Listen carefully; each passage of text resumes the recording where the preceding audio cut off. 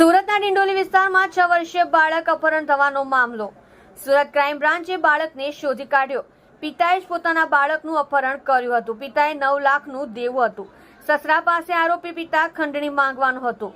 ઘટનાની હકીકત એવી છે કે કરસદર ગુમ થનાર બાળક નામ વિજય તારાચંદ પાટીલ, ઉંમર વર્ષ 6, રહેઠાણ ડિંડોલી ગોવર્ધન નગર પોતાના ઘર પાસે રમતો હતો ત્યારે તેના પિતા તારાચંદ પાટીલ દ્વારા છોકરાને ઉચકી લઈ ગઈ.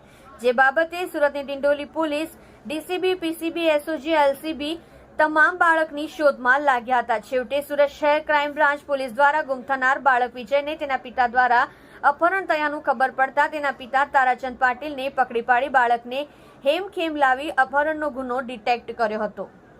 આપ જોઈ રહ્યા છો ગુજરાતની સૌથી પહેલા ખબર આપતી Surat express news channel director Rajesh મંગલીની સાથે.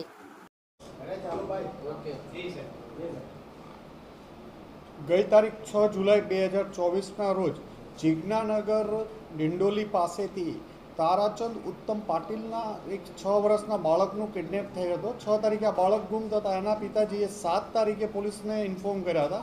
તમામ પોલીસ રથયાત્રા બંદોબસ્તમાં રોકાયેલી હતી. તેમ છતાં 7 તારીખથી કન્ટિન્યુ સુરત ક્રાઇમ બ્રાન્ચની ટીમ, ડિંડોલી પોલીસ સ્ટેશનની ટીમ વગેરે રાત દિવસ મહેનત કરતા હતા. આ તપાસ દરમિયાન આના સીસીટીવી ફૂટેજના એનાલિસિસ કરતાં ખબર પડી કે તારાચંદ ઉત્તમ પાટીલે જ પોતાના છોકરાને કિડનેપ કર્યો હતો અને પોતાની બેન જ્યોતિ અને એક મિત્ર કરણ મારફતે આ છોકરાને બુલધાણા મહારાષ્ટ્ર મોકલી આપવામાં આવ્યો હતો. ગઈ મોડી રાત્રે આજ વહેલી સવારે 3 વાગે સુરત ક્રાઇમ બ્રાન્ચની ટીમ અને ડિંડોલી પોલીસની ટીમે એને નંદુરબાર પાસેથી ચાલુ ટ્રેનમાંથી છોકરાને આઈડેન્ટિફાઈ કરી અને બાળક અને એની સાથે કિડનેપિંગ કરણ બંનેને પકડી પાડવામાં આવ્યા હતા. આ ગુનાનો મોટિવ જોતા એવું પ્રાથમિક દ્રષ્ટિએ લાગતું હતું કે જ્યારે એની મધર અને ફાધરને બનતું નહોતું અને એના ઉપર પ્રેશરાઇઝ કરવા માટે એના ફાધર ઉપર દેવું 9 લાખ રૂપિયાનું થઈ ગયું હતું. તો આ એના સસરા પાસેથી રેન્સમ માંગવા કે ખંડણી માંગવાનો પણ એક એંગલ આમાં હોઈ શકે એવું પ્રાથમિક દ્રષ્ટિએ જણાઈ આવે છે.